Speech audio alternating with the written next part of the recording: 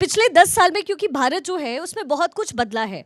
हम अगर संवैधानिक तौर पर भी देखें और अगर हम इकोनॉमी के लिहाज से देखें तो हमने बहुत बदलाव देखा है, शहर गांव हर जगह। आपने क्या बदलते देखा अपने इस गांव में?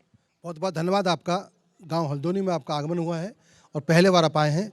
जब हम आपका जो ये कार्यक्रम है मोदी मुल्क और मुसलमान, तो हमें फिर मोदी जी के 10 वर्ष और पीछे 70 वर्ष की तुलना करनी पड़ेगी, तभी हम मोदी को बता पाएंगे। जो 70 वर्ष तक इस मुस्लिम समाज को कांग्रेस ने गुमराह कर वोट तो लेते रहे, परंतु न शिक्षा दी, न रोजगार दिया, न व्यापार दिया, न व्यापार दिया। आज मुसलमान समाज जो गरीब तबका है और कहीं ना कहीं जो पसमानदा समाज है, वो 70% 80% है हिंदुस्तान में मुस्लिम आबादी में से, वो ठेली रेडी मजदूरी करने पर मजबूर कर दिया। 70 वर्ष कांग्रेस के राज रहे, शिक्षा मंत्री बने मुसलमान, परंतु शिक्षा पे नहीं ध्यान दिया और शिक्षा का स्तर आज इतना है कि मैं कहूँगा तो मेरे आंसू आ जाएंगे। अब आता है मोदी जी के 10 वर्ष।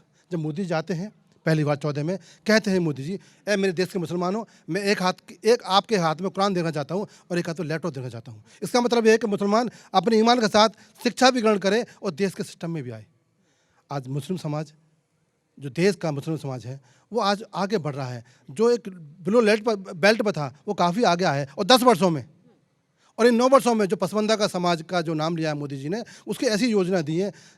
एक मछली बनाने वाला, मछली का जाल बनाने वाला मुस्लिम समाज का व्यक्ति, उसके लिए योजना है। एक माला बनाने वाला मुस्लिम समाज का, एक नाली खोदने वाला, एक छप्पड़ बनाने वाला, एक तालाब खोदने वाला, ये मुस्लिम समाज के लोग गांव जानते थे, आज पूरे देश ने जान लिया है। विश्वकर्मा योजना के माध्यम से मोदी जी ने वो योजना लाई है। आज मुस्लिम समाज का उत्थान किया उन्होंने, वो हितैषी हैं। परंतु हमारे बीच में कुछ ऐसे लोग हैं, चाहे वो मुस्लिम समाज के हो चाहे हिंदू समाज के हो, इस ताने वाने को तोड़ना चाहते हैं। मेरा देश हिंदू मुस्लिम सिख ईसाई 4 पिलर हैं इसके, उससे बना हुआ है। उसको ब्रेक करने के लिए कुछ ऐसी ताकतें हैं जो हमें बदनाम करती हैं, हम पे लाछन लगाती हैं कि देश का मुसलमान गद्दार है। देश का मुसलमान गद्दार नहीं है, देश का मुसलमान वफादार है। इस माटी में उसके पूर्वज दफन है। उत्तर प्रदेश में हम रहते हैं, योगी जी का शासनकाल जो ऐसा है, आज भयमुक्त अपराध मुक्त उत्तर प्रदेश बनाया है और ये मोदी जी योगी जी का हम धन्यवाद करते हैं। और मोदी जी हमारे भाईजान हैं।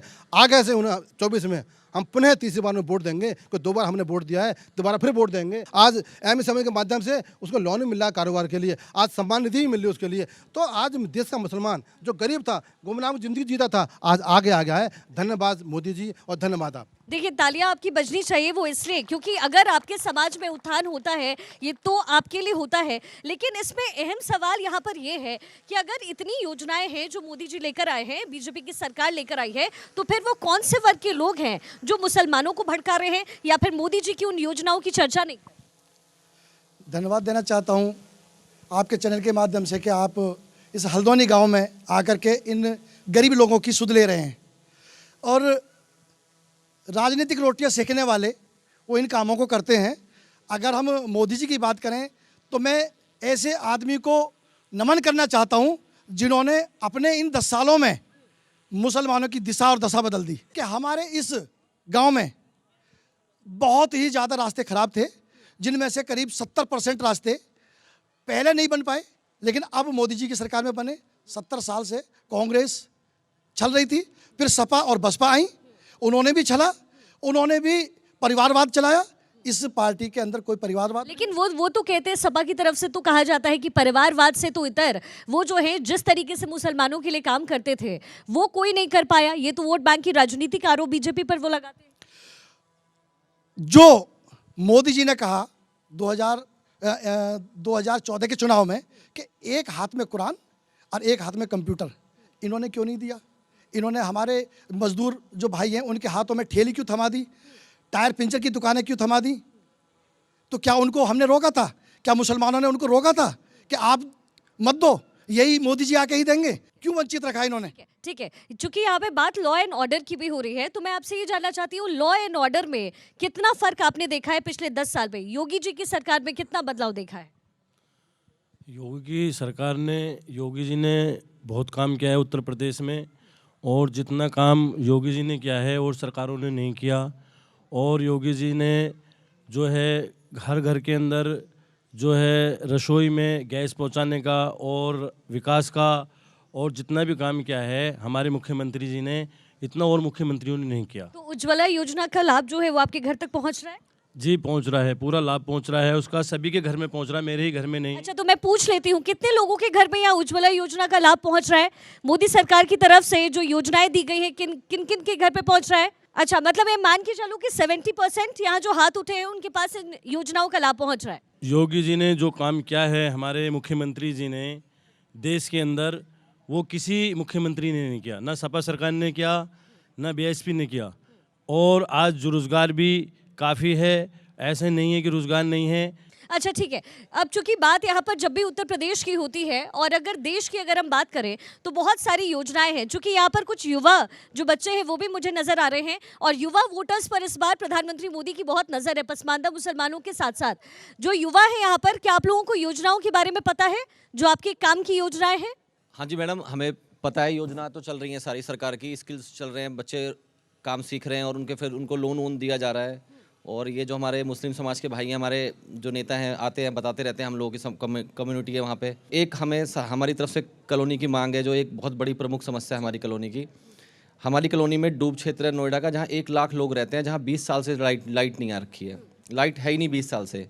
हम लोग ये आपके माध्यम से सरकार तक बात पहुंचाना चाहेंगे कि हमारी कॉलोनी में लाइट नहीं है। ये तो एक बात जो है हमारे चैनल के माध्यम से सरकार तक पहुंचेगी और हम यहाँ पर मोदी मुल्क मुसलमान शो भी इसीलिए कर रहे हैं ताकि आप सबकी जो बातें हैं वो भी पहुंचे। सिर्फ हमारा मकसद ये नहीं है कि जो काम हुआ है उसको दिखाना है, बल्कि उन चीज़ों को भी उजागर करना है जो ज़रूरतें आपकी है। तो कितना बदला आपका गाँव? मैडम हमारी गली वली सारी पक्की हो गई हैं। विधायक जी ने, हमारे जो पंकज सिंह जी हैं, उनने सारी गलियाँ हमारी पक्की करी हैं, रोड पक्के हो गए हैं और हमारे यहाँ काम हो रहा है। लोन वगैरह विश्वकर्मा योजना भी आके बता रहे हैं और उसके भी जो गरीब लोग हैं लोन वोन ले काम करवा रहे हैं। बस एक हमारी लास्ट समस्या रह गई है, जो बिजली की समस्या है। वो डूब क्षेत्र है हमारी कॉलोनी, इस वजह से लाइट नहीं है, नहीं तो अब तक वहाँ भी लाइट आ गई होती। वहाँ भी लाइट आ गई होती। ठीक है, ये बात सरकार तक पहुँचेगी। और कितना कुछ बदल गया 10 सालों में। अच्छा, कुछ योजनाओं के बारे में मैं पूछना चाहती हूँ। देखिए, बेटियों के लिए भी जो है योजनाएं जो है वो लेकर के प्रधानमंत्री मोदी की सरकार आई। उड़ान योजना के बारे में आप जानते होंगे। और ख़ास तौर पर छात्रवृत्ति जो दी जाती है, वो स्टूडेंट्स में 50% लड़कियों को छात्रवृत्ति देने का ऐलान प्रधानमंत्री मोदी की तरफ से किया गया है। क्या आपके घर में इसका लाभ मिला या आपने कोशिश की ये लेने की? जी, हमारे गांव में, मोहल्ले में बहुत सारी बच्चियों को इसका लाभ मिला है और डबल इंजन की सरकार ने बड़े अच्छे काम किए हैं। और जैसे कि नए अभी क्षेत्र डेवलप हो रहे हैं, नई कॉलोनियाँ बन रही हैं, उसमें थोड़े से काम की ज़रूरत है, जो रास्ते अभी नहीं बन पाए हैं। तो आपके चैनल के माध्यम से हम चाहेंगे कि जो जहाँ नई कॉलोनी बन रही हैं वहाँ के रास्तों पर थोड़ा ठीक उनको कराया जाए। बाकी सब बढ़िया है। बस गांव वाले जो है, हल्द्वानी गांव में इस वक्त मेरी मौजूदगी है और यहाँ पर जो गांव वाले हैं वो कह रहे हैं कि अब तक पिछले 10 वर्षों में काफ़ी कुछ बदला है। जो छोटी मोटी परेशानी है, जो दिक्कतें हैं, उनकी भी बातें कर रहे हैं। जी देखिए, जो हिंदुस्तान है ये एक सब फूलों का गुलदस्ता है। अगर इसमें एक फूल भी कमज़ोर होगा तो पूरे गुलदस्ते का समझ लो बेकार है। तो हम तो यही चाहते हैं कि जैसे सब फूल खिल रहे हैं ऐसे मुसलमानों के भी फूल खिले और सबको तरक्की हो, सब बस। और मुसलमान जितना यहाँ का वफादार है किसी मुल्क में आपको नहीं मिलेगा। ये आपने बहुत अच्छी बात कही और वाकई हिंदुस्तान की पहचान ही यही है। अलग कल्चर, जो प्रतिभाएं हैं, सब एकजुट होकर के चलते रहे, यही हिंदुस्तान की पहचान है। देखिए, गवर्नमेंट का काम तो है सब काम करने, लेकिन क्या होता है जो नाम वाला है वही बदनाम है। जो आदमी काम कर रहा है उसके बाधा डालने वाले तो बहुत हैं। तो मोदी जी ने काम किया है। आप काम हो रहा है, नहीं होता तो अब तक हिंदुस्तान पता नहीं कहाँ से कहाँ पहुँच जाता। कानून इतना सख्त हो गया है कि अब तो समझ लो कि कोई आदमी क्राइम करते भी सोचता है। लेकिन यह है कि धीरे धीरे सारी चीज़ें होती